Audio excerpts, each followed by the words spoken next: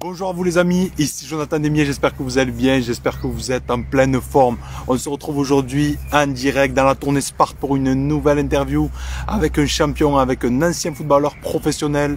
Je suis vraiment ravi, j'espère que vous allez bien, j'espère que vous êtes en forme mes amis. Aujourd'hui, une nouvelle interview ici à Tenerife dans un endroit magnifique. Et tout d'abord, avant de commencer, une grande gratitude à tous les sportifs, tous les champions qui prennent de leur temps chaque jour pour venir nous partager leur histoire, leur parcours. Vraiment, beaucoup de gratitude. Salut Hassan, salut mon ami, j'espère que tu vas bien.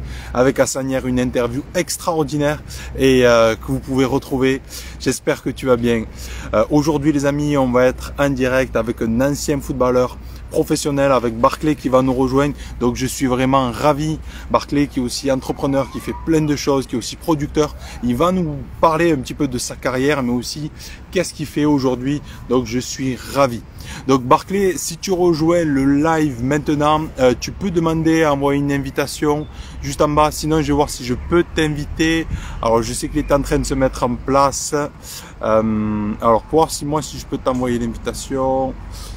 Pour rejoindre le live maintenant. Alors, où est-ce qu'on est?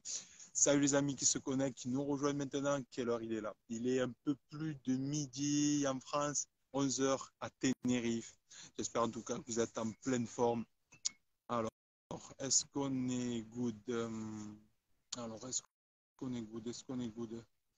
Alors, hop les amis, on est en train de se connecter. Alors, je ne sais pas si Barclay, il arrive à nous rejoindre. Alors, est-ce qu'on est... Des fois, le temps que ça arrive, avec la distance, ça prend un peu de temps. Alors, j'ai reçu quelque chose. Est-ce qu'on est bien? On va arriver à se connecter. Alors, je vais essayer de te renvoyer une invitation, Barclay. Alors, est-ce que ça n'a pas fonctionné? Pour voir. Hop. Je viens de t'envoyer une invitation pour pouvoir rejoindre le live. Alors, est-ce qu'on est OK? Est-ce qu'on est bien? Alors, je viens de voir que tu as rejoint le live, Barclay. Si jamais en bas, essaye de renvoyer une petite invitation. Voir, OK, j'accepte. OK, j'accepte. Des fois, ça marche dans un sens ou dans l'autre pour voir ce que ça donne. Donc, je vois que tu es bien là. Est-ce que ça charge? Pas encore. Des fois, ça bug un peu. Bon, on est à fond là, ça devrait être OK. Alors, attends, j'ai reçu, voir de mon côté ce que ça donne. J'ai envoyé une demande. Yes, j'ai reçu ta demande, je viens d'accepter. Alors, attends. Hop, lancer. Est-ce que c'est good? Est-ce que ça me l'a pris? Super. Ah, Hello, comment tu vas? hello, Barclay, yes, ça va. Ça va? Ouais, nickel. Comment ça va? Je vais faire un petit réglage. Alors, est-ce que yes, c'est bon. Est-ce que tu me vois? Est-ce que tu Ouais, je te m'entends de vois. ton Je côté? te vois nickel, je te vois. C'est Ça top. va? Ça va, t'as T'as- une belle vue, hein? T'as un beau décor derrière toi. Ouais, écoute, regarde, je te montre un petit peu derrière. Oh, je sais pas Ah si on... ouais. C'est où ça? C'est où? Ça, c'est à Tenerife, dans le nord, je suis, de D'accord, ok. Tenerife. Ok, ça va. Voilà. Ça Ouais, va. c'est un beau jardin. C'est top, c'est top, Et c'est toi, top. comment ça C'est top. va? Ça va, franchement, ça va, ça va. Un peu fatigué. Non, mais ça va. Ouais. Ouais, mais ça va. Tu m'entends bien? Ça va, tu m'entends? Ouais, là, je t'entends bien. Impeccable. Nickel. Tu es où, toi, Barclay? Je suis là, Tu je es suis où? actuellement à Bruxelles. Je suis en Belgique, à Bruxelles. Ok, Ouais. magnifique. Bah, tout d'abord, avant de commencer, je vais te dire déjà un grand merci. Merci à toi d'avoir accepté cette petite interview pour nous partager ton parcours. Bon, tu es un ancien footballeur professionnel. Je pense que beaucoup de gens te connaissent aussi par rapport à ça. Mais tu fais pas que ça. Tu as plein, j'ai envie de dire, de flèches à ton arc. Tu es producteur. Tu interviens dans une émission de radio. Tu as aussi, j'ai vu, une agence dans tout ce qui est conseil à l'audiovisuel. Tu es vraiment connecté aussi avec tous des gens qui sont des artistes quelque part. Ouais. Donc, mais écoute, je vais te laisser un petit peu la parole dans un premier temps. Tu m'entends bien? Ça va. Ouais, je t'entends bien, je t'entends nickel, je t'entends nickel. Je vais te laisser un peu la parole, te présenter, nous dire qui tu es, qu'est-ce que tu fais et comment t'en es arrivé là un petit peu. Comment t'as commencé aussi le sport dans un premier temps. Alors, déjà, je te remercie d'abord, merci à toi déjà d'avoir pris le temps de m'inviter. Je trouve super chouette ce que tu fais. J'ai pu t'en regarder un petit peu. Et donc c'est top. Donc, je suis vraiment content d'être là et participer à cette interview. Merci. Euh, de l'autre côté, ouais, comme tu l'as dit, oui, je suis ancien footballeur professionnel. Donc, j'ai commencé ici en France, j'ai commencé en France. À l'âge de 13 ans, j'ai intégré mon premier sport-études, puis j'ai continué après à la CBB. Et ensuite, je me suis dirigé après mes années ACB vers différents clubs pro à l'étranger. Donc, j'ai commencé une carrière professionnelle à l'étranger à toucher à l'équipe nationale d'Angola, avec qui j'ai pu participer sur les préparations d'un match de qualification pour la Coupe d'Afrique. Et de l'autre côté, voilà, après cette partie football, j'ai rencontré ma chérie qui, elle, était déjà journaliste, qui était là dans le milieu.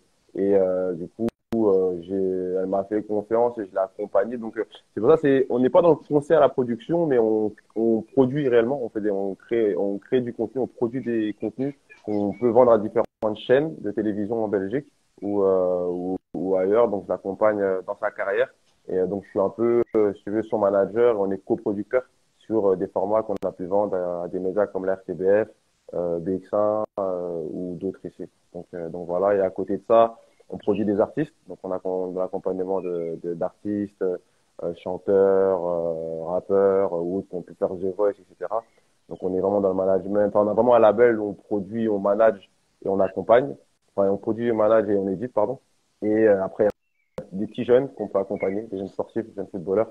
Voilà, forcément, j'ai été footballeur professionnel, je travaille avec le NFP, donc l'Union nationale des footballeurs professionnels, donc forcément, j'accompagne aussi quelques jeunes dans le conseil, des petits frères, hein, comme je dis souvent, dans le conseil, dû aux relations que je peux avoir avec certains clubs. Des fois, si je peux donner un coup de pouce, j'essaye. Et après, si je me trompe pas, c'est tout. Donc, la production, le management, la musique. Et voilà, après, un peu de relations presse. On met en relation des artistes, des humoristes avec du coup, le carnet d'adresses qu'on a pour qu'ils puissent, quand ils ont besoin de promo, lors d'un événement, de la sortie d'un projet, et tout ça, bon, vu l'expérience qu'on a pu endosser, enfin, moi, 3 ans et Cuny m'accompagne depuis 5 ans maintenant. On a un petit carnet d'adresses intéressant lorsqu'on a aussi un artiste avec un projet intéressant. Donc, on essaie un peu de faire des passes quand c'est possible. Voilà un peu pour le parcours. Ben, bravo déjà Barclay, bravo à toi pour tout ce parcours riche. On va y revenir bien Ouais, évidemment merci. dessus. Mais bravo pour tout ce que tu fais, bravo pour ce que vous faites avec ce que tu fais avec ta compagne. Ben, c'est aussi une grande richesse. Quand on se rejoint comme ça à deux sur des projets communs, c'est magnifique. Ça met aussi une très belle énergie. On pourra en reparler. Et bravo d'avoir créé tout ça. Donc tu nous as dit quelque part, à quel âge tu as commencé le foot? J'ai commencé le foot très jeune, vraiment très petit. Je pense que déjà dès l'école primaire, je jouais déjà. On avait une cour comme tout le monde on avait une cour, mais on avait un terrain de foot. Et ça, c'est pas tout le monde qui avait un petit terrain de foot dans son école. C'était pas tout le monde, je me souviens. Et on avait un terrain de foot où c'était, si tu veux, les CM2 les plus grands qui jouaient. Et nous, les plus petits, quand je suis arrivé au CP, c'est là, on jouait un peu sur le côté. Et au fur et à mesure des années, ouais, les grands partaient, et puis ils nous voyaient jouer, puis des fois, c'est comme dans la vraie vie, hein, il manque quelqu'un, et on dit, ouais, les petits, qui est le plus chaud, ou un tel, ou venez jouer. Et donc, du coup, on a commencé à jouer un peu à l'école, hein, très petit. Donc, dès le CP, je pense que j'ai commencé déjà à jouer au foot. Yes. Tu as grandi où toi? Où est-ce Non, que tu as grandi? dans le 18e. Donc, j'ai grandi dans le 18e, à Port-des-Cléancourt.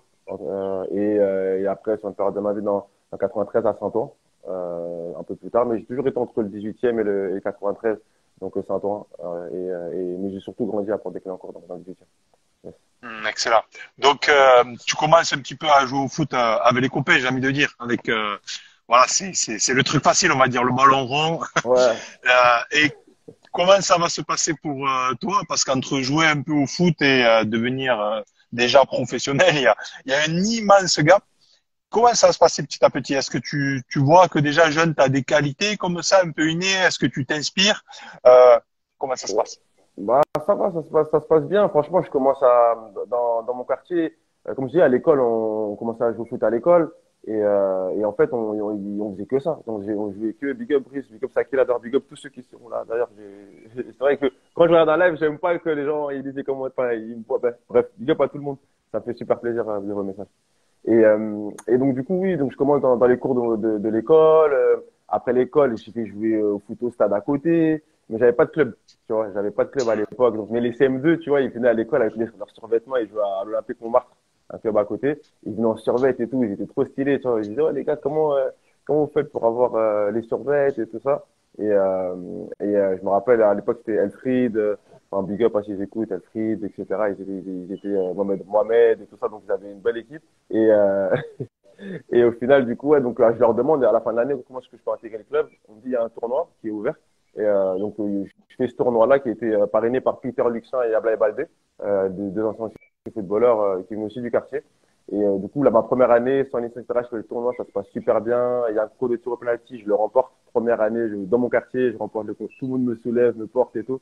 Et ouais, c'était un truc de fou. Et là, ça a commencé comme ça, plus ou moins. Après, j'ai pris ma première licence et j'ai commencé à jouer, faire un peu de bruit dans mon quartier pour pouvoir aller dans un club, donc l'Est parisienne, qui était partenaire du Paris Saint-Germain, donc juste à côté, le club juste à côté, et de l'Est parisienne aussi. Donc à la fin, j'ai fait les tests pour Clairefontaine. J'arrive pas avant, un peu avant le stage. Du coup, je reçois là, je suis pas prêt à Clairefontaine, mais je suis appelé après pour aller dans un sport-études. Du coup, à Sannois, où je vais passer 2 ans. Donc, en parallèle, la première année, je serai à l'Ouest parisienne, le week-end, et je m'entraînerai la semaine aux Ursulins à Sannois.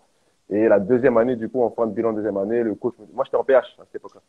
Donc, l'équivalent pour ceux qui connaissent pas de la neuvième division en jeune.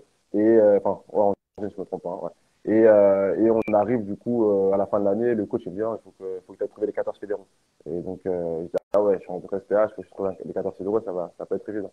Et donc après, juste après, je vais à la CDB avec un ami à moi, Jaber, qui était avec moi en sport-études. Donc eux, ils étaient dans sport-études. Moi, j'étais le seul qui était, si tu veux, un peu en retard. Et tu avais déjà des Jean-Charles Baudet qui était à Ivry, qui lui avait déjà signé en club pro dès la première année. T'en avais d'autres qui étaient déjà en 14 fédéraux à Sarcelles, pour Mathieu Latouche et tout ça. Et moi, j'étais dans mon petit club de quartier. Et la deuxième année, la condition pour que je puisse rester, c'est de trouver un club plus UP. Et donc, je suis allé à Ivry. Ivry, ils avaient déjà leur effectif qui était complet. Donc, le coach d'Ivry me dit, ouais, franchement, t'as du potentiel, mais ici, tu vas pas jouer comme tu devrais jouer parce que j'ai déjà fait mon recrutement et ça. Mais, et ce que j'ai beaucoup apprécié chez David Le Digarché, c'est que il me dit, écoute, ça va être compliqué ici, mais t'es bon et je vais appeler un collègue qui lui a besoin de joueurs, tu vois, qui est aussi en 14 fédéraux. Et ça, déjà, c'est un truc de fou, tu vois, que il aurait pu me dire tout simplement, écoute, je te prends pas et puis bon courage. Quoi.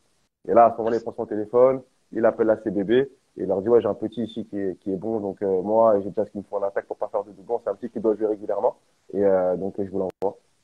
Donc du coup, ça a commencé comme ça. Je suis à la CBB, c'était loin de chez moi, de ouf, je me rappelle.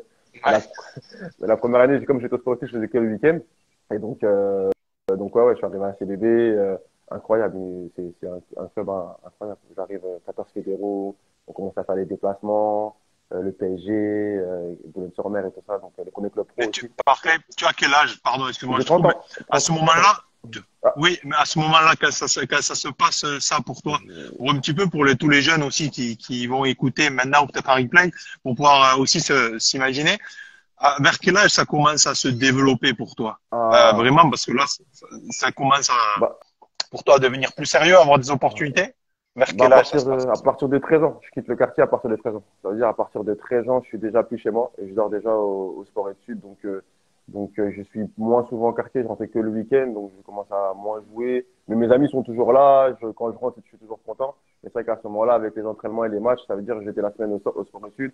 Le week-end, j'avais match. Et le dimanche, je revenais de match, j'étais déjà fatigué, donc j'étais avec ma famille, je repartais directement. Ou même des fois, je dormais même chez mon pote qui était avec moi au sport études et qui jouait à la CBB aussi. Donc des fois, je dormais chez lui, des fois, il dormait chez moi. Donc à cet âge-là, j'avais déjà commencé à rentrer dans le monde, entre guillemets, le petit monde professionnel. Enfin, le cursus, on va dire. Ouais. Le cursus, et donc, ouais, 13 ans, 14 ans, je fais 2 ans sport études. Et là, je reviens à la CBB, enfin, je reste à la CBB sur les saisons nationaux. Après avoir fait ces 2 années au sport études, donc je reviens après pour jouer une dernière année en saison nationaux où aussi ça s'est bien passé, j'étais content. Quoi. Merci pour tout ce que tu partages, c'est notamment très intéressant pour, j'imagine que tu as plein de jeunes qui doivent te Ouais, suivre et qui doivent régulièrement te poser des questions. Et l'idée de cette interview, c'est aussi un peu ça, justement, d'offrir des possibilités, des fois un témoignage, un message ou quoi. Et par rapport au football, toi qui as cette expérience professionnelle, ce que j'ai envie de te demander, c'est est-ce que ça commence très jeune? Est-ce que pour devenir très bon ou pour devenir voilà professionnel, est-ce que ça commence très jeune? moi, je pense que là, c'est difficile de juger la trajectoire. Je pense que là, c'est difficile de juger la trajectoire d'un jeune joueur parce que aujourd'hui, je le vois de plus en plus. Tu as des jeunes joueurs qui au début, ont du mal à se lancer et qui après deviennent des vrais tueurs. Et tu as des mecs qui, dès le départ, sont très très bons et qui, au final, ne font pas carrière. Pour moi, c'est difficile. C'est pas facile d'être footballeur professionnel. Ça demande beaucoup de sacrifices. Moi, je suis parti tôt parce que je le voulais aussi. Mais ouais, je pense que c'est pas évident, c'est difficile, c'est très difficile. Dans tous les sens du terme, qu'on parte très tôt au centre de formation, c'est une autre formation ou qu'on y aille après. Après aussi, t'arrives sur la dernière ligne droite, donc t'as moins de passe droit entre guillemets puisque t'arrives quasiment sur. Donc c'est deux étapes très différentes. Mais c'est très difficile, c'est très difficile, Ouais, c'est mais possible. exactement, exactement. Comme tu dis, c'est vrai que c'est incertain. C'est-à-dire, c'est pas parce que tu rentres dans un centre de formation ou que tu fais sport-études ou quoi que ce soit que tu vas réussir. C'est comme tu l'as dit, c'est un sport collectif. Il y a plein de paramètres. Comment ça va se passer du coup pour toi la suite? Qu'est-ce qui va faire que ça va pouvoir t'amener au plus haut niveau, devenir professionnel? Ouais, ouais, ben, lui, déjà, big up à Yannick qui a rejoint le groupe aussi, qui était avec moi sport études et qui lui a signé à Amiens lors de après la deuxième année, qui était très bon, très, genre très talentueux, très bon aussi. Donc, big up à toi, Yann. Donc moi, pour moi, après, moi, je reviens à la CB, c'est-à-dire après les 2 ans en sport études, je trouve pas de club pro. Donc, je reviens, enfin, je reste à la CBB, je joue en saison nationaux, ça se passe bien. Et à la fin de cette saison-là, je sais pas trop si je reste ou si je pars. Je commence à faire quelques essais un peu à gauche à droite, notamment à Amiens. Je vais à Nantes. Nantes me sollicite. À l'époque, je travaillais avec Philippe Lambollet aussi, qui m'accompagnait, qui s'occupait d'Anthony Martial à la CBB. Donc, je fais quelques essais. Ça tâtonne un petit peu et tout ça. Et après, du coup, je pars. Je fais le choix d'aller à l'étranger. Du coup, j'ai une première offre en République tchèque qui, eux, sont concrets. Ils me disent, écoute, on veut que tu viennes, etc. Ils amènent les arguments qu'il faut. Et donc, du coup, avec ma famille, on décide de faire le choix d'aller à l'étranger dès le plus jeune âge, enfin, après, donc, dès 17 ans. J'arrive, à l'étranger et ça commence comme ça. Du coup, une fois j'arrive, donc je suis en République tchèque, je fais 1 an. 1 an après, j'arrive en Angleterre où je vais passer 3 ans de ma vie. Donc voilà, ça se passera assez bien.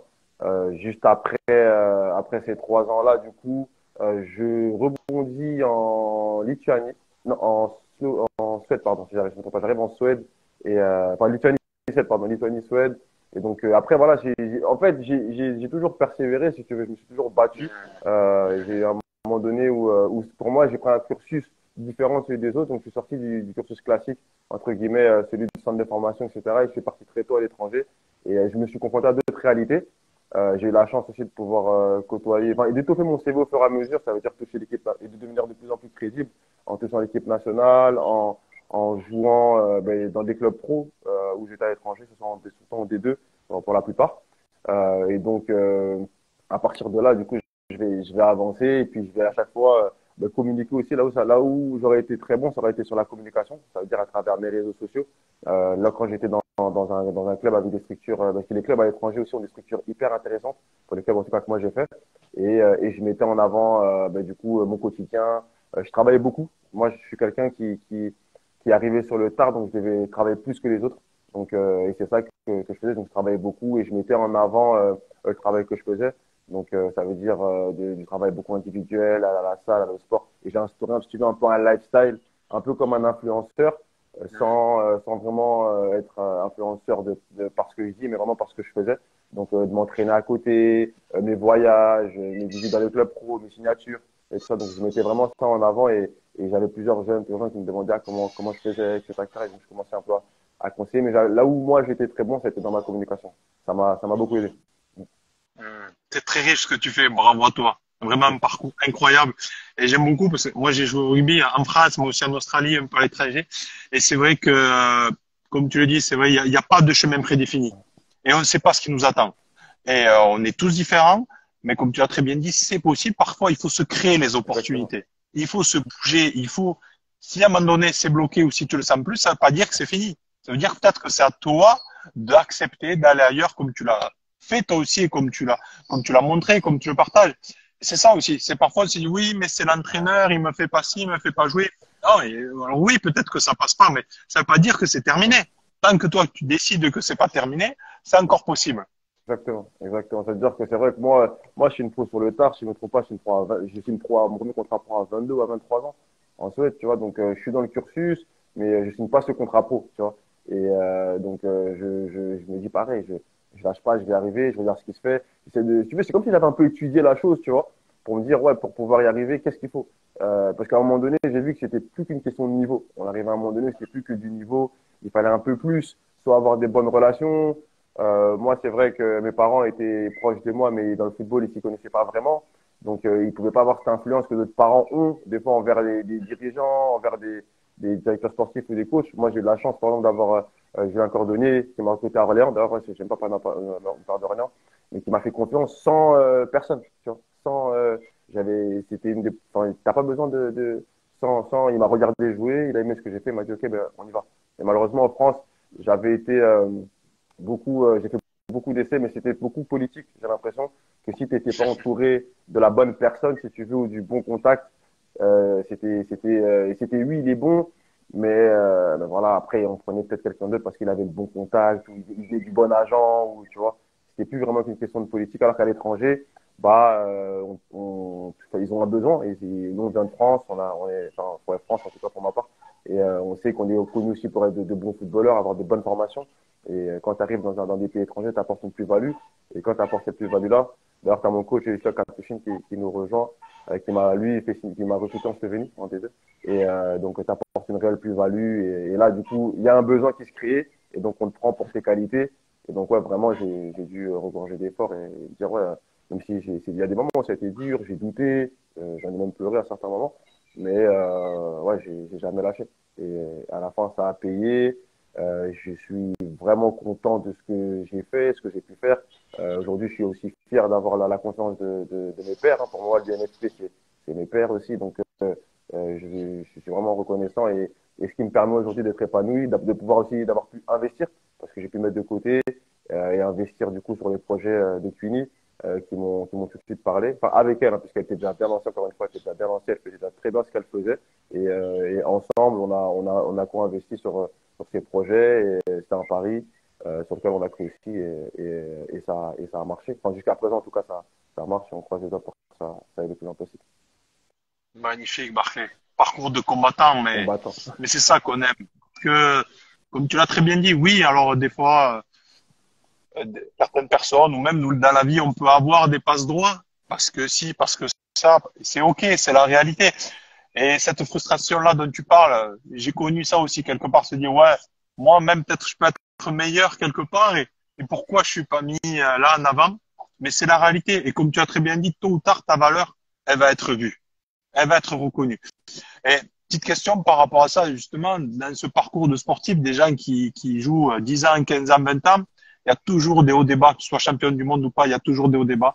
Et à quoi tu t'es accroché dans ces moments? Parce qu'on le sait, dans une carrière, il y a des moments charnières où on se dit, là, je peux pas lâcher. Ouais, C'est ouais. ma vie qui se joue. Et si je lâche, je vais où? Je fais quoi, en fait? Tu vois? Et à quoi tu te raccroches dans ces moments-là? Bah, la première chose, je me suis accroché à Dieu. Premièrement, je sais que ma mère, voilà, croit beaucoup en Dieu, mais mon père aussi. On est vraiment des gens qui croient en Dieu. Donc, je suis chrétien. Donc, premièrement, c'est voilà de prier à chaque fois de mettre Dieu devant mes projets. Je mettais souvent la prière en avant de mes projets, avant de prendre un voyage, etc. Et je sais que ma mère aussi prie beaucoup pour moi quand je suis pas là.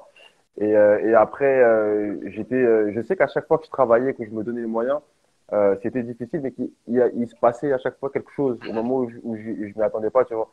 Et j'ai eu de la chance aussi, une chose importante, d'avoir eu des gens qui m'ont fait confiance. Hein, je parlais de Julien Cordonnier, Christophe Capucine, Je vais pas, enfin, il y a Pascal Bolini à l'UNFP, et enfin tout le monde, hein, tout l'UNFP au sein de l'UNFP, mais vraiment j'ai eu des gens à un certain moment qui a des moments clés.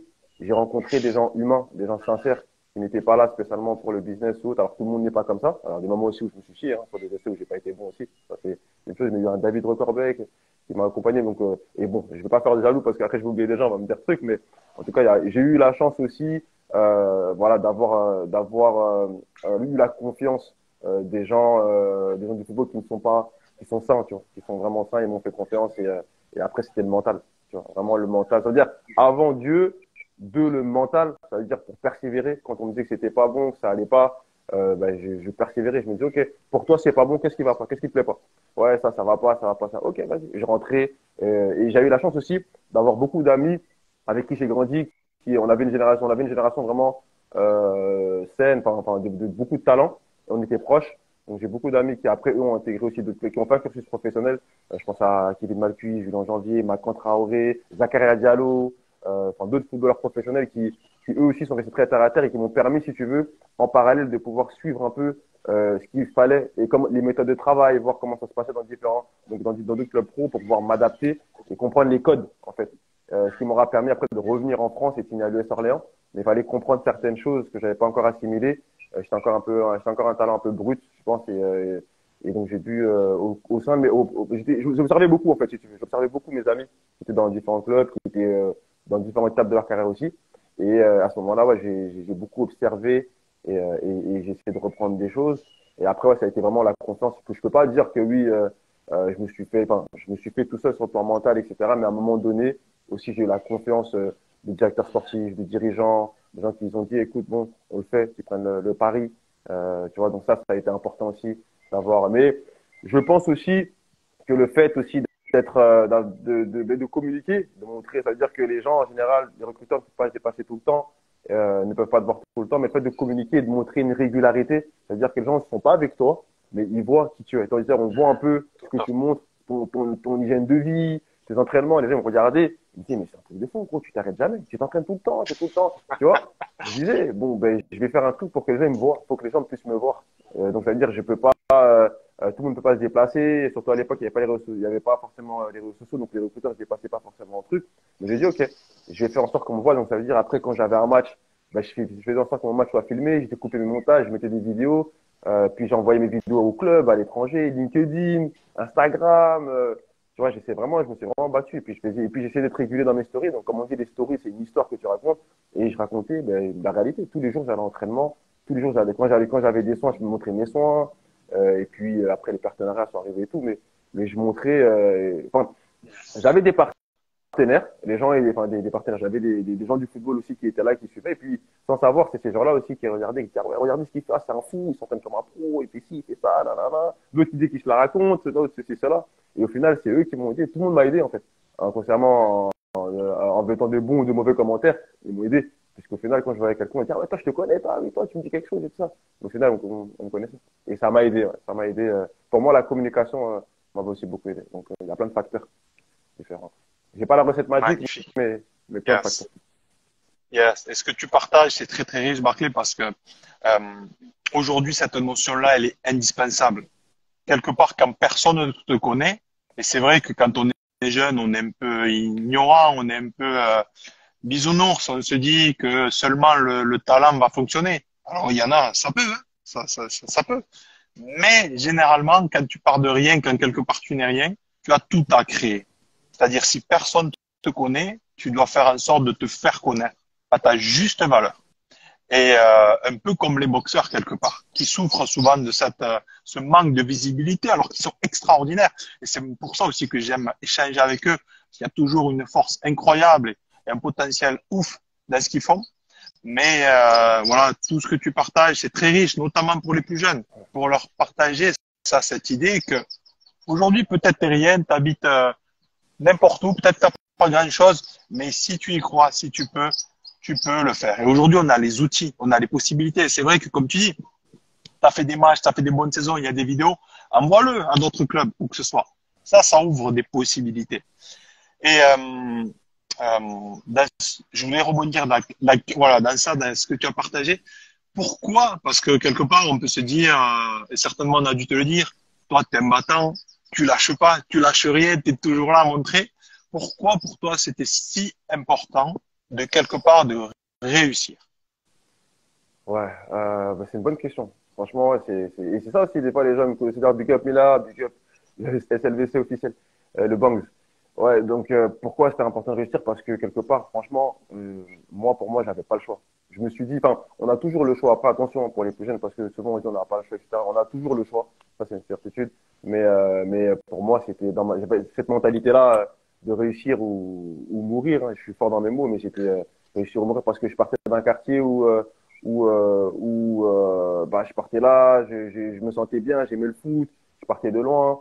Le football peut promettre de belles choses si tu réussis, des choses qui sont difficiles à peut-être tu pourras jamais accéder, que ce soit un statut social, que ce soit financièrement, que ce soit plein de choses, des choses que le football promet que, que, que bon après tu peux avoir d'autres choses différemment, en tout cas le sport dans lequel je me sentais plus à l'aise me permettait peut-être d'accéder à certaines choses. Et après, l'autre côté, c'est que je me voyais pas faire autre chose.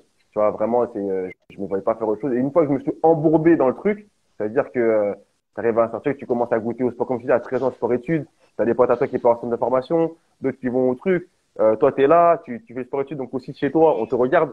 On dit, ah ouais, bah ouais, on a un petit de chez nous aussi qui est bon. T'en as d'autres aussi de chez toi aussi. Je pense à Kenny Lala, je pense à Mehdi Fenouche, je pense à Nadia Grandry, qui sont aussi 18e, mais aussi, vont aussi dans des clubs pro. Donc aussi, tu as envie d'être aussi cette fierté de tes parents, mais aussi de ton quartier, parce que quand je rentre à chaque fois, et c'est encore le cas aujourd'hui, on me donne beaucoup d'amour, tu vois, beaucoup d'amour, beaucoup de respect. Tu vois, Bangali 18 qui est là aussi, et c'est aussi un grand frérot.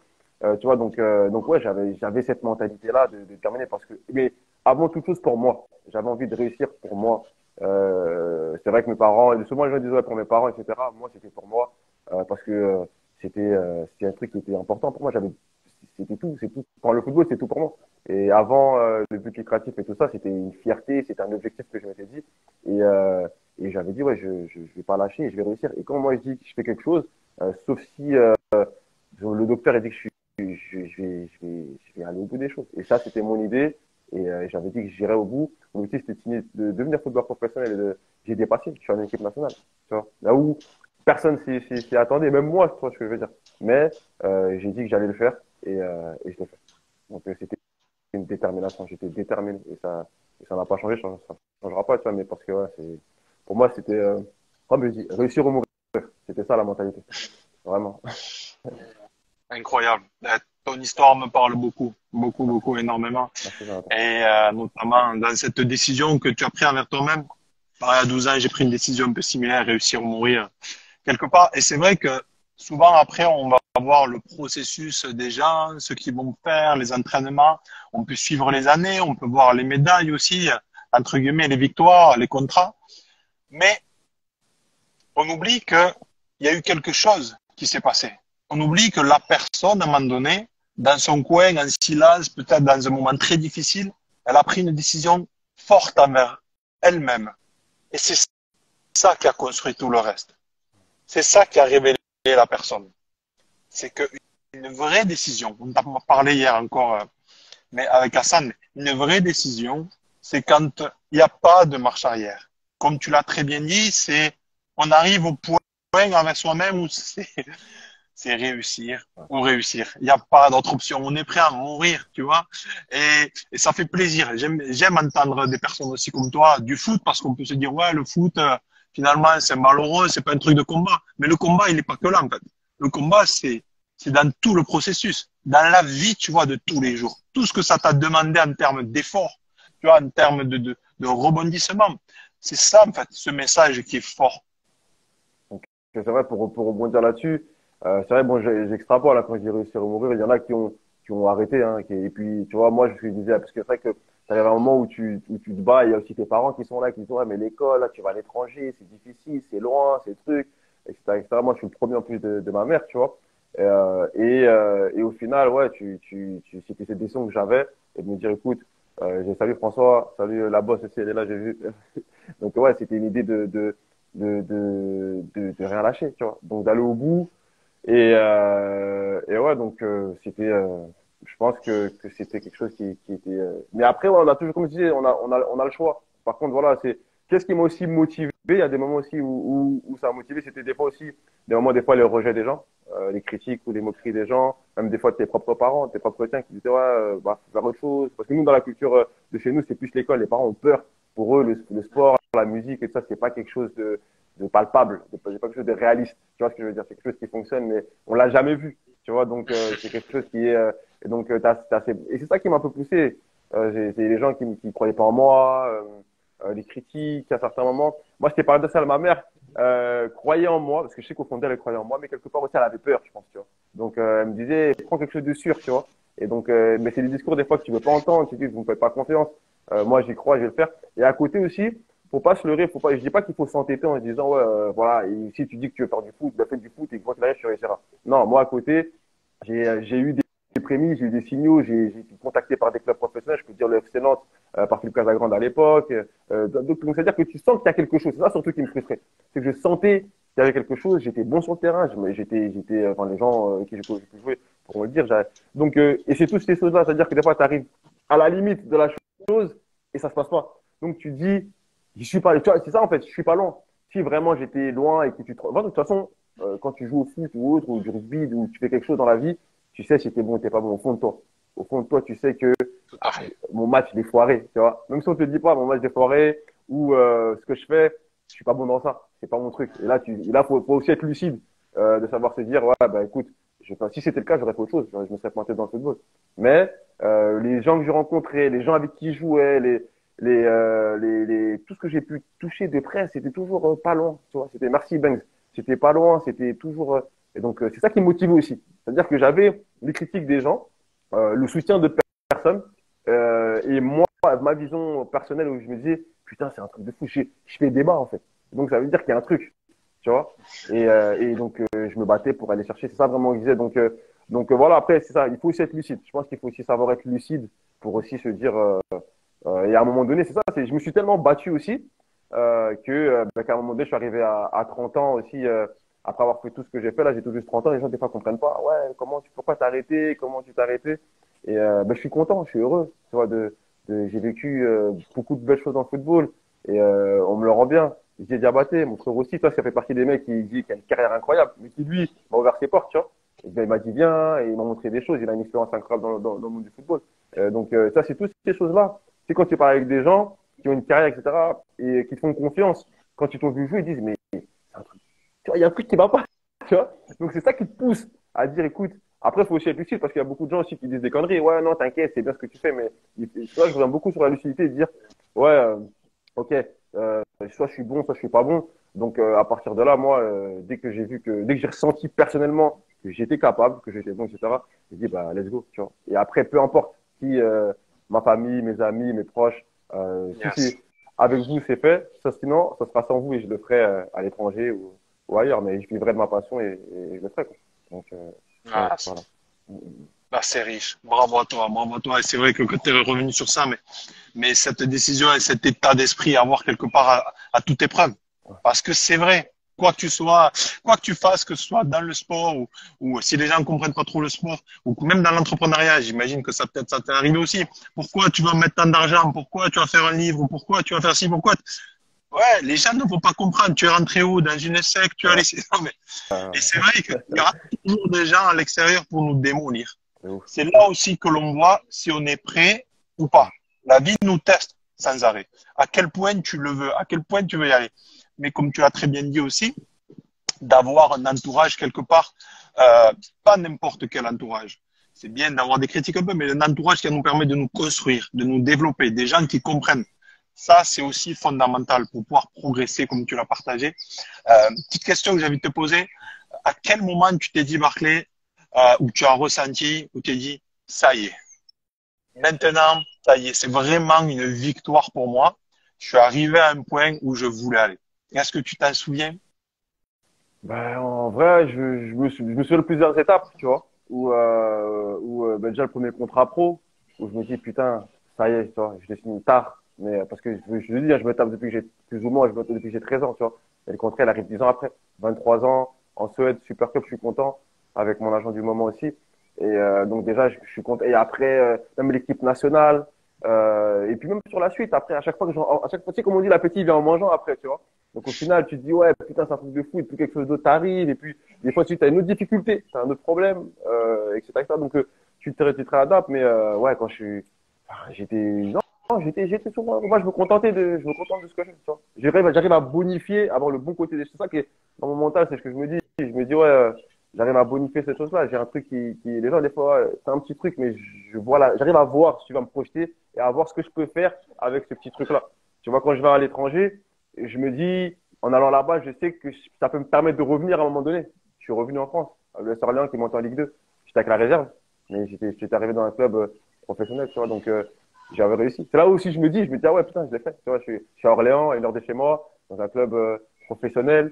Donc ouais, j'étais content, tu vois. Donc et après, je repartirai en Lettonie et tout, donc c'est top. Vraiment, moi, je suis vraiment content d'avoir fait cette carrière-là, d'avoir pu rencontrer tous les gens que dans ce milieu-là aussi. Et je suis content parce que ces gens-là aussi sont encore là pour moi, tu vois. Que ce soit des directeurs sportifs, que ce soit des agents, que ce soit et sur là, il y a pas mal de gens qui défilent, hein, des footballeurs du monde du football. C'est des gens qui ont soit une belle carrière, soit, tu vois, t'as Marvin Essor qui vient d'arriver, un frérot aussi. Donc, ces gens-là, après la carrière, on est toujours en contact, on échange, on parle. Tout à fait. Donc ça fait plaisir. Et c'est aussi ce qui m'a fait, quand j'étais, en fait, c'est vraiment moi qui a décidé de commencer à jouer au football et dit ce que je voulais faire. Et c'est moi aussi, à un moment donné, quand je me suis senti bien, et je me suis, après un truc important, j'ai aussi vu l'opportunité. Donc c'est pas, enfin, ouais, j'ai senti le truc avec Winnie et ce qu'elle faisait autour d'elle. J'ai senti qu'elle avait, qu'elle faisait quelque chose de très bien et qu'on l'accompagnait, je pouvais encore lui apporter quelque chose de plus à elle autant aussi à moi aussi, tu vois. Et elle m'a fait confiance. Et aussi le premier média avec qui on a travaillé là, pour la première fois aussi au sein de la RTBF. Et à partir de là, du coup, ben voilà, je me suis dit c'est bon. Je suis allé à l'UNFP. J'ai fait ce stage UNFP avec. Ça aussi, c'est vrai que ça a été un déclic d'avoir fait les stages UNFP. Merci Marvin. C'est vrai que ça a été un déclic. J'ai fait le stage avec des joueurs qui avaient. Parce que moi, j'ai pas joué en Ligue 1. Tu vois, j'ai pas joué en Ligue 1, j'ai pas joué en Ligue 2. Je me suis entraîné avec le groupe à un certain moment ponctuellement avec la Ligue 2 à l'US Orléans. Mais j'ai jamais joué en Ligue 1, en Ligue 2, en France en tout cas, à l'étranger, j'ai plus tard, mais pas en France, en Ligue 2 à l'étranger. Et du coup, je suis arrivé à l'UNFP et j'ai côtoyé des joueurs qui avaient joué tu vois, des mecs qui sortaient des Girondins de Bordeaux, Thomas Touré, t'avais des Chakar à la dure, des joueurs avec des gens qui sortaient de grosses carrières, de gros trucs. J'ai eu un coach comme David Vasseur. Et j'ai vu que quand on m'a mis au milieu de ces joueurs-là, et c'est mon avis, j'étais pas ridicule, tu vois. J'ai été bon, je peux le dire. Et j'ai ressenti beaucoup de choses. Et ça m'a permis de me jauger un peu à ce qui se faisait en France. Ça veut dire qu'à partir de là, on joue contre le FCMS, la vidéo sur YouTube. Je fais une belle performance, tu vois. C'est même ma performance la plus aboutie. On joue contre Clermont, et puis, tu vois, le Clermont qui monte en Ligue 1, tu vois. Je vois que finalement, bah, qui est, tu vois, qui est, c'est à côté de gens qui ont joué. Ton niveau, il est là, tu joues, tu es titulaire. David Vassar m'avait pris pour les plus gros matchs, tu vois, Clermont et le FCMS. Ouais, je suis content. Et à côté de ça, du coup, je travaille sur la com et Philippe Rossi, qui m'accompagne sur le premier, si tu veux, Cuny avait une idée de vouloir vendre un reportage au sein du média avec lequel elle travaille toujours là. Et à ce moment-là, on décide d'allier nos deux univers, donc elle les médias et moi le sport. Comme je te le disais, j'ai la chance d'avoir de bien connecter avec les gens, d'avoir un bon relationnel. Et du coup, j'ai beaucoup de sportifs, ça veut dire que j'ai beaucoup de sportifs, je suis en contact avec beaucoup de sportifs, pas que dans le foot, dans le handball, on parlait de boxe tout à l'heure avec Cédric Doumbé et d'autres personnes, tu vois.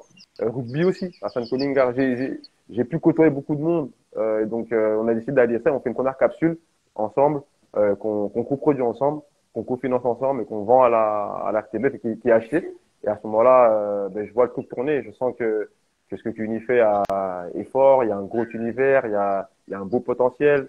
Et je me dis, ouais, et du coup, le NFA m'accompagne dessus. Philippe aussi m'accompagne sur l'aspect professionnel d'une vidéo audiovisuelle que je connaissais pas. Donc, moi, j'avais l'habitude d'Instagram, des snaps, des trucs comme ça, tu vois, des réels et tout ça. Enfin, j'avais pas encore de réel à l'époque.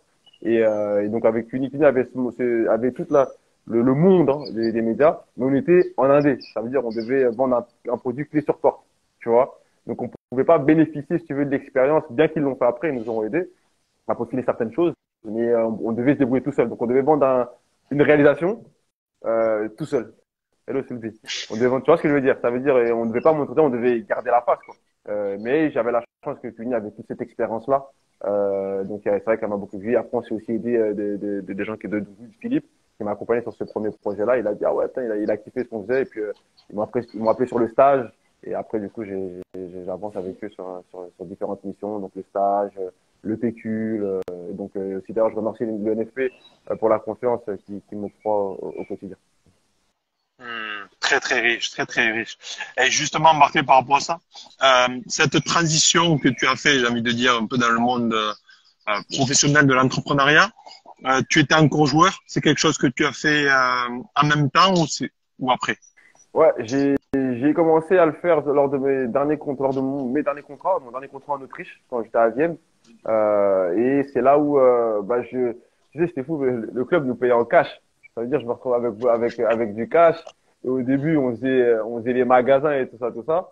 Et au final, je me disais putain, je peux pas dépenser tout l'argent comme ça en faisant. Tu sais, quand t'as du cash, tu sais plus, enfin, je savais plus trop. Enfin, tu fais un peu n'importe entre guillemets.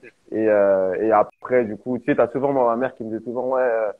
Pensez à acheter des trucs. Ma mère a été propriétaire, a acheté un gars à l'époque. Tu vois, elle nous a mis volontairement avec elle dans tout ce cursus-là, tu vois, d'aller chez le notaire, de voir les papiers, de voir comment ça se passe et tout ça. Et donc, elle était un peu mon père, moi, dans le business aussi. Donc, on était un peu dans cette idée-là. Ouais, les gars, il faut investir, tu vois. Mais c'est compliqué quand tu es dans le milieu du foot, tu connais pas tout, on n'est pas préparé à ça. Donc, je sais même pas ça veut dire quoi. Enfin, c'est compliqué d'investir, tu vois. Et donc du coup, en fait, comment ça s'est passé, c'est que je faisais des premières collabs, des premiers placements de produits et tout ça. Et à un moment donné, sur une collab, je faisais plusieurs petites collabs à gauche à droite sur Insta. Et à un moment donné, j'arrive sur une grosse collab et on me dit ah ouais, et donc vous pouvez nous envoyer votre numéro de TVA, je crois, votre numéro de siret, numéro de siret pour la facture. Tu vois, je regarde, et je comprenais pas, tu vois, il me dit, on dit, oh oui, non, en plus, c'était des montants intéressants, donc, et c'était plus des petits 200 euros, 300 euros, j'arrivais sur un montant assez intéressant, et donc, mais il me expliquait que, ouais, mais sur ces montants-là, on peut pas, il faudra nous envoyer un numéro de siret ou autre. Il me dit, je le fais comment, c'est quoi, et là, donc, je commence à taper. Et moi, quand j'ai une idée, en tête, je fouille. Je vais sur Internet, j'appelle tout le monde, je pose des questions, là. Et on m'a commencé à expliquer, ouais, qu'il fallait faire une société. Donc à partir de là, du coup, j'ai investi et je commençais, si tu veux, sur la fin de ma carrière à avoir des gens qui me posaient des questions. Comment tu fais? Comment tu as fait pour faire ci? Est-ce que tu peux m'aider? Etc., etc. Donc j'ai commencé à me dire pourquoi pas faire un truc pour faire mes placements de produits, du coup pour pouvoir me rémunérer, enfin, pouvoir rémunérer avec mes placements de produits. Mais de l'autre côté aussi, de commencer mais c'était pas facturer les gens, c'était pas tout de suite, hein. C'est venu après, mais c'est d'abord pour moi, d'abord au début, pouvoir me faire payer, en fait, tout simplement. C'est-à-dire qu'on m'a dit, ouais, il faut un numéro de tiré, sinon on ne pourra pas. Et donc, ça veut dire, j'ai dû courir, je me rappelle, j'étais fait sur Legal Star, carrément. Legal Star, c'est tout ça, et puis, j'ai dû monter ma société et apprendre sur le tas, si tu veux. Donc, forcément, on a fait quelques erreurs avec Fini sur plein de choses, pour rentrer les flics et comme tout le monde, tout ça. Donc voilà. Mais, on a appris sur le tas. En fait, on a arrivé très vite, hein, avec et du coup quand je monte la société, je rentre d'Autriche et dans la foulée avec Uni, on avance, tout va très vite, on avance très vite, on a nos premiers clients, du coup un de nos premiers clients avec qui on travaille, c'est l'RTBF et on enchaîne sur d'autres trucs après, mais on a toujours nos clients, c'est pas son produit à elle, moi j'ai les miens, donc on facturait comme ça. Et puis après on arrivait sur des productions du visuel et puis sur la musique et puis sur du consulting, etc., sur du RP et tout. Donc après, on a su continuer pour moi, c'est ce que je dis souvent, notre devise d'Actini, c'est quoi? C'est la demande qui crée l'emploi, tu vois? La demande crée l'emploi. Donc on a eu de la demande, mais il faut que ça rentre aussi dans notre cadre, dans ce qu'on sait faire, dans ce qu'on aime. Et en ayant la demande, dès qu'on a la demande, on s'est dit, bon, si on sent qu'on arrive je me suis dit, sentir la chose que sur le long terme, ça peut être intéressant, où on arrive à se projeter à faire quelque chose, là, du coup, on est parti à 200% et jusqu'à aujourd'hui, on kiffe. Tu vois, on est dans un kiff de fou, tu vois. Et jusqu'à là, aujourd'hui, on a notre propre production, du coup, Rapology, qui est notre fierté, là, je peux plus dire notre deuxième ou troisième bébé maintenant, mais c'est un de mes bébés aussi, tu vois. Donc, on est fiers de ça. Ouais, c'est très très beau. En tout cas, bravo à vous, Barclay. Et j'aime ces parcours riches dans tous les sens, en fait. Parce que oui, il y a le côté Il y a le côté sportif, mais il faut se donner dans l'entrepreneuriat. Ouais. Et c'est pas parce que tu as été sportif de haut niveau ou quoi que ce soit que les choses vont être plus faciles, que tout va bien se passer. On peut pas tout faire à ta Ouais. place, tu vois. Et ça, c'est une réalité. Euh, pour ça que c'est un témoignage très riche. C'est-à-dire qu'il faut mettre aussi les mains dans le cambouis. Tu fais des erreurs, on fait des erreurs, mais petit à petit, comme tu l'as très bien dit, dans ce que tu dis quelque part, il y a toujours je sais pas, c'était quelqu'un voilà qui a aussi une certaine foi, comme tu l'as dit, à la vie, une certaine connexion avec la vie, avec tout ce qui se passe, donc un certain ressenti, une certaine intuition. Mm. Et quelque part, quand il y a ça, on peut aussi projeter un peu un plan, de se dire si ça passe, je peux aller à l'étape supérieure. Et, c'est très important dans le développement. Mais en tout cas, ce que vous faites, c'est magnifique. Moi, je regardais et tout, vraiment, c'est incroyable. Et comme tu le dis, c'est du kiff aussi. C'est important de faire des choses. Bien sûr qu'il y a le côté financier donc il faut que ça se développe pour pouvoir reproduire, pour continuer, Ouais. mais de prendre du plaisir dans ce que l'on fait. Quand ça y est, les choses se passent. Aujourd'hui, Barclay, de 30 ans, quels sont un peu les projets? Je ne sais pas si tu peux en parler, un peu l'expansion de par rapport à tout ce que vous faites. Est-ce qu'il y a des choses qui vont arriver prochainement? Bah, ce qui est bien, c'est ce que tu as dit, je reviens sur ça, c'est hyper important, c'est la notion de plaisir. Ça veut dire que moi, j'ai fait du foot à la base parce que je prenais énormément de plaisir. Et tellement de plaisir que je ne me vais pas faire autre chose, tu vois. Et après, je suis arrivé dans un autre univers, dans un autre monde. Et c'est pour ça que c'est important aussi quand, à tous les sportifs qui nous écoutent et qui nous regardent, n'ayez pas peur de voir autre chose, de toucher des souvent on se dit non, je fais pas parce que sinon, je ferai plus du foot ou je ferai plus ci, ou je serai vu bizarrement. N'ayez pas peur de toucher, goûter à autre chose, voyez autre chose, d'autres univers.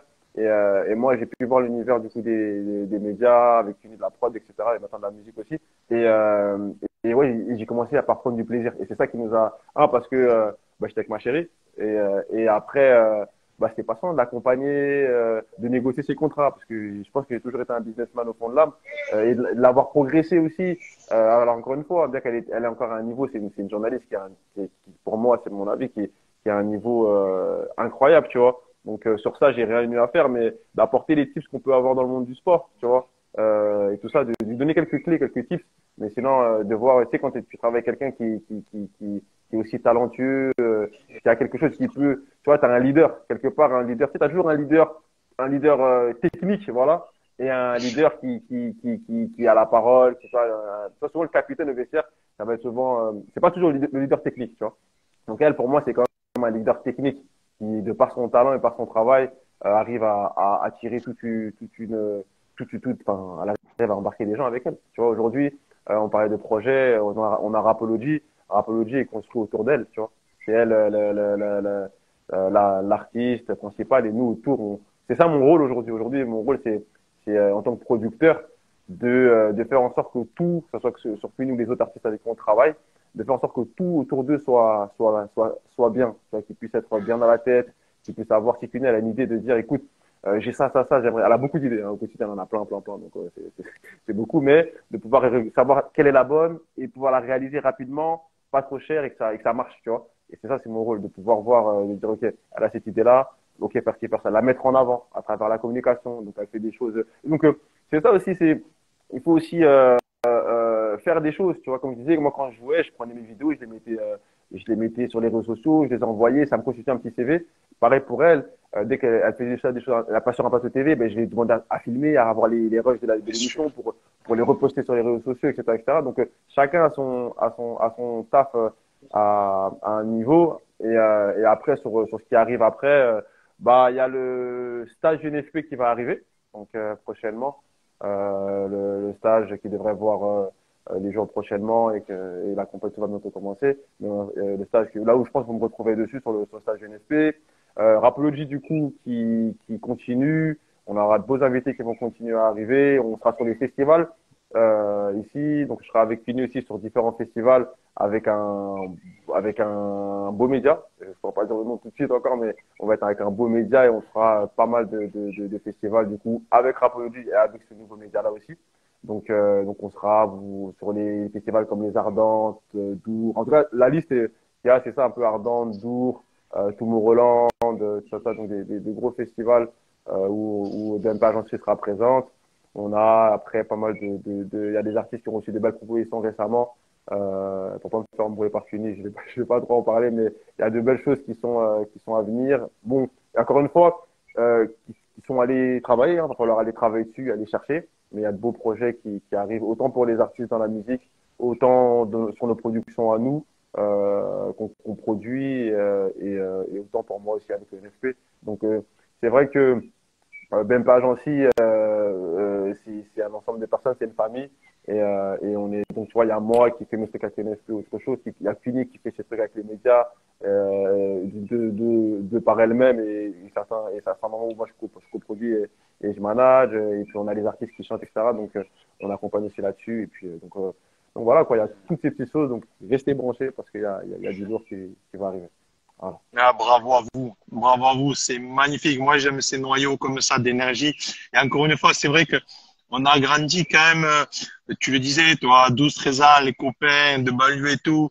Et on a ce truc de, je pense, hein, qu'on partage ça en commun, ce truc d'équipe, Ouais, tu vois. C'est important pour nous. C'est important parce que il y en a qui ont envie d'être seuls et il y a des fois, tu dois avancer seul. Je dis pas ça. Des fois, c'est important. Il y a des choses qu'on doit faire seul.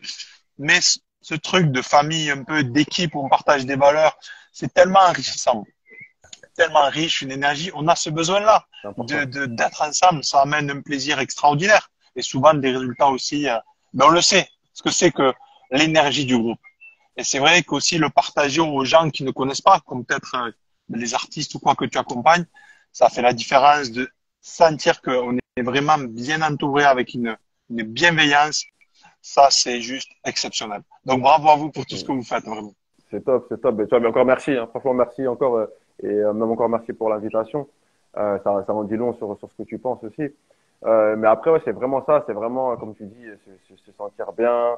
Et c'est vrai que le sport, je le vois dans le milieu artistique ou dans les médias, encore une fois avec Uni, le sport apporte beaucoup de choses, tu vois, que les artistes, souvent, eux, sont plus dans un milieu plus individualiste. Alors, on a l'impression qu'ils sont en groupe, mais ils sont aussi souvent très seuls, tu vois. Et c'est aussi ce que j'ai pu voir aussi avec Uni, qui, comme tu as dit, un truc intéressant, c'est que, parce qu'il faut savoir que Uni, c'est ma plus belle réussite aujourd'hui en tant qu'artiste. C'est elle qui fait les plus belles choses pour l'instant. Après, on a des artistes qui arrivent. Mais donc, c'est vrai que c'est aussi une très belle expérience humaine, parce que je vois aussi deux choses. C'est vrai que quand elle est en famille, c'est une fille qui a grandi avec, ils sont beaucoup dans sa famille. Et là, elle est à l'aise, elle se sent bien, etc. Et c'est vrai que au travail, tu sais, elle est plus individualiste. Tu vois, elle est plus, c'est elle, je la comparais plus à un attaquant, tu vois, de pointe qui est là pour marquer le but, qui est très, tu vois, qui va te dire, ouais, fais la passe, lâche le ballon, tu vois. Donc, mais c'est hyper intéressant parce que il en faut en fait, il faut des deux. Et on réussit justement à trouver le juste milieu avec ce côté individualiste, talentueux, mais très fort aussi parce que tu sais, c'est un attaquant qui est fort et qui frappe très fort, mais mais qu'il faut encadrer, tu vois, un peu comme un numéro 10, un peu comme un Zidane, où il faut se dire, ok, je la laisse avancer, je la laisse briller, mais moi, je suis là pour lui faire les passes D, je suis là pour la mettre dans les meilleures conditions pour qu'elle puisse marquer ses buts, la prévenir aussi des choses qui peuvent arriver, bien qu'elle a aussi c'est deux mondes différents, mais ouais, c'est vrai que le milieu du Exact. sport, le rugby, et ça, je le vois souvent, c'est sportif, un peu moins dans la nouvelle génération. La nouvelle génération est un peu plus individualiste, mais c'est vrai que cette notion de groupe, c'est hyper important. Et comme tu l'as dit tout à l'heure, quand tu es avec des gens sains, ça se ressent et puis tu arrives à faire de belles choses. Et puis pour dire sur une dernière chose, le sport m'a beaucoup aidé. Le fait d'avoir fait du foot, ça m'a aussi aidé, ça m'a aussi ouvert des portes. Donc c'est aussi important. C'est vrai que ça ne fait pas tout, mais le fait d'avoir été footballeur professionnel, ça m'a aussi ouvert des portes dans plein de choses.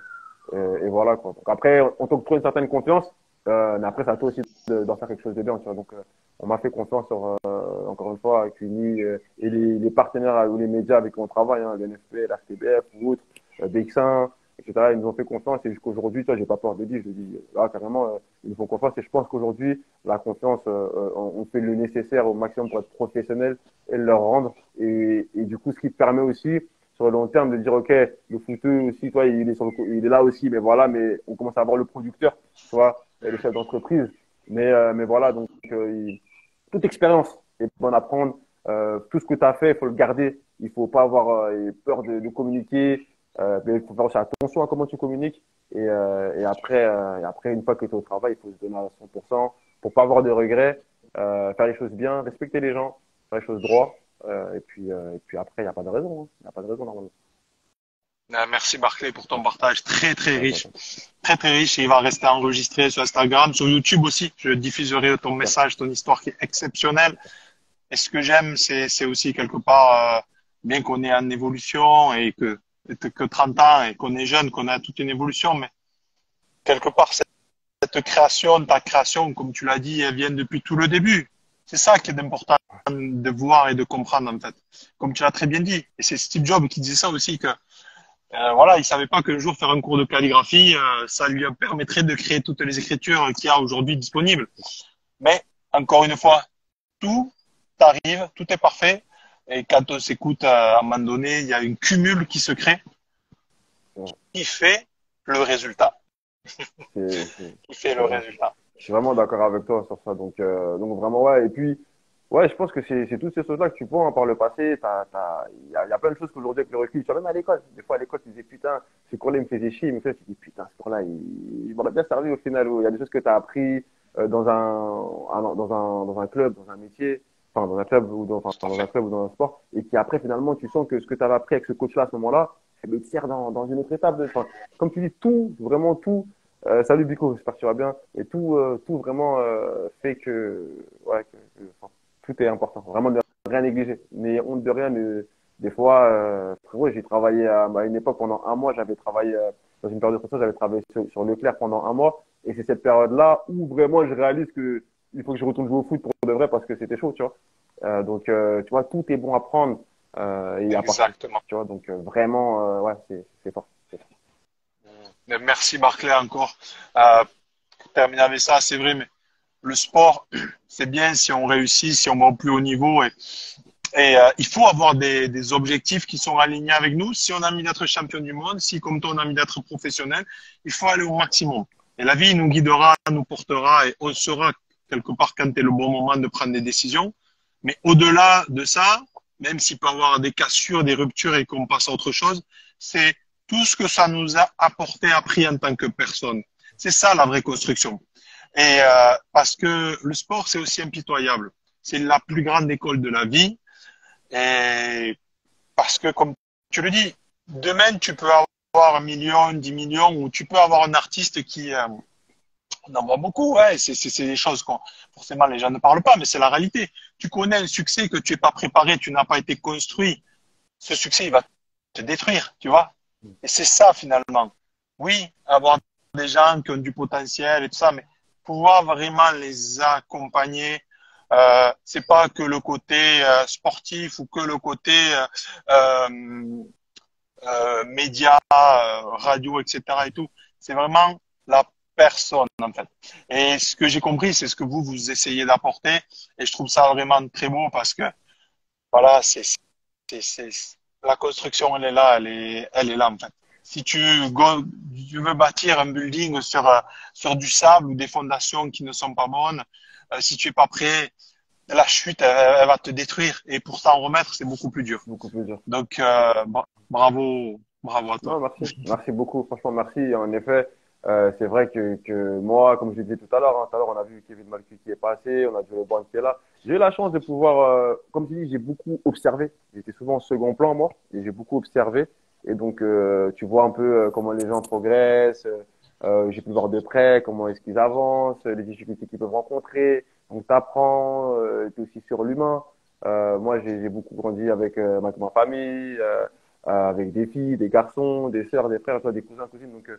Oui, c'est vraiment pour pouvoir accompagner, comme tu dis, il faut aussi avoir cette expérience-là que j'ai bâtie inconsciemment tout au long de ma vie, tu vois, en étant dans différents pays, avec différentes personnes, en devant m'adapter à différentes situations, différents coachs, différentes cultures dans différents pays. Donc, c'est ce qui fait qu'au final, tu as cette adaptabilité qui aujourd'hui est très recherchée, très importante dans le milieu professionnel aussi. Hein. Quelqu'un qui va pouvoir s'adapter. Je le vois aujourd'hui avec mes stagiaires. Des fois, je reçois des stagiaires, etc. Et on a besoin de quelqu'un qui puisse s'adapter très rapidement. Ce mot, il revient souvent, le mot adaptabilité, tu vois. Donc ouais, c'est vrai que toutes ces expériences-là m'ont permis, et je dis bien consciemment pour pas paraître arrogant, de pouvoir, tu vois, à chaque fois que, je sais pas, Kevin, il m'a invité à Fréjus, il m'a invité je crois que j'étais aussi dans pas mal de à Naples, je suis parti. Et tu vois, donc tu regardes, tu as la chance de pouvoir, et ça aussi, et comme je dis, je remercie beaucoup les gens qui sont autour de moi, tu vois, mes amis, mes amis qui sont dans le sport. Tu vois, Hassan Kollingar, qui est rugbyman, qui m'a fait confiance aussi en rejoignant l'agence, par exemple. On l'accompagne dans sa communication, son image.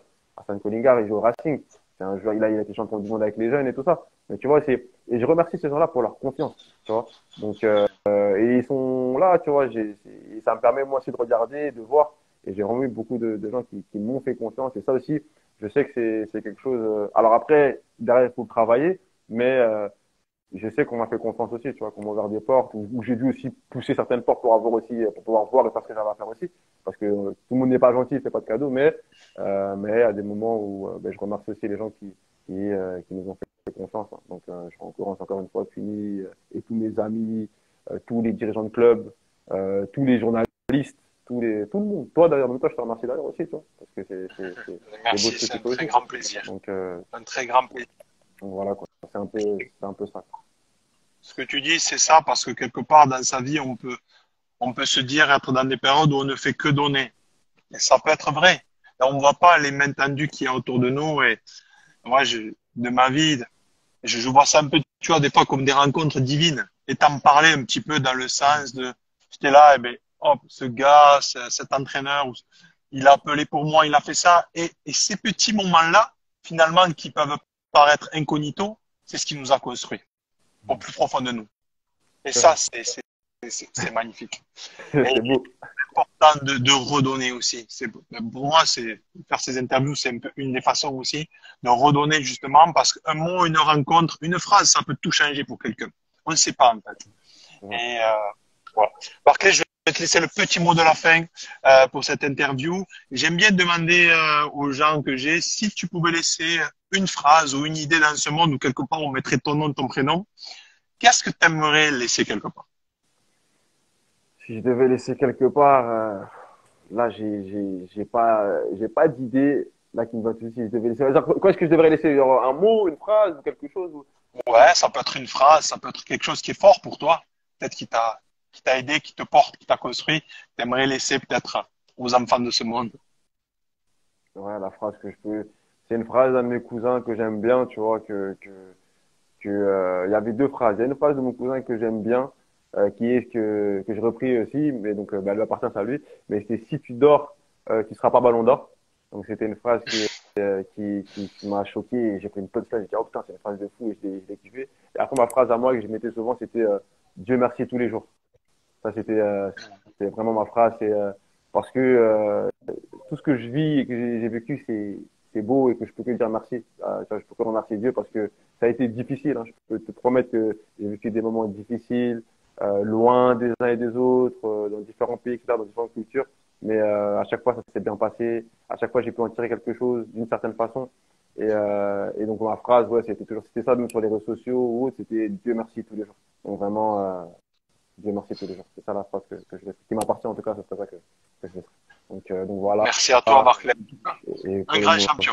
Super pour le mot de la fin. Bah, merci à toi, encore une fois. Merci pour ton temps, pour la considération. Vraiment, merci. Et puis merci à tout le monde. Merci pour, j'ai vu beaucoup de messages passer, j'ai vu beaucoup de gens filer. Donc, merci à tous. Encore une fois, merci à tous mes collaborateurs. Merci à mon équipe. Merci à ma queen. Et puis restez branchés parce que on arrive avec de nouvelles excuses, des nouveaux sons. Vous allez nous voir sur des séries, enfin, je vais pas dire de nom, mais vous allez peut-être nous voir sur des séries. Il y a sur des productions aussi qui vont arriver. Donc, branchez-vous sur l'Instagram de Cuny, sur mon Instagram à moi, ou sur l'Instagram de l'agence pour voir tout en général. Mais voilà, on arrive sur de belles productions avec de nouveaux titres. Et là, il y a un stage NFP aussi qui va arriver prochainement, qui va être hyper intéressant aussi, avec ce que j'entends un peu. Donc, restez branchés. Et puis voilà. Et puis, abonnez-vous sur la page de John hein, pour plus d'interviews, plus de trucs insolites. Hein, c'est là-bas que ça se passe. Yes. Merci. J'invite toutes les personnes à te suivre aussi pour découvrir toutes ces personnes incroyables que tu mets en avant également. Ça sera aussi repartagé sur YouTube pour les personnes qui verront la vidéo, l'interview. Je mettrai ton lien pour suivre tout ça. Un grand merci. Encore une fois, merci pour tous les beaux commentaires qu'il y a eu et pour ton riche partage. En tous les cas, on reste branché, on reste connecté pour la suite. Merci beaucoup, Barclay. Merci à toi. À bientôt. Ciao. Ciao, ciao.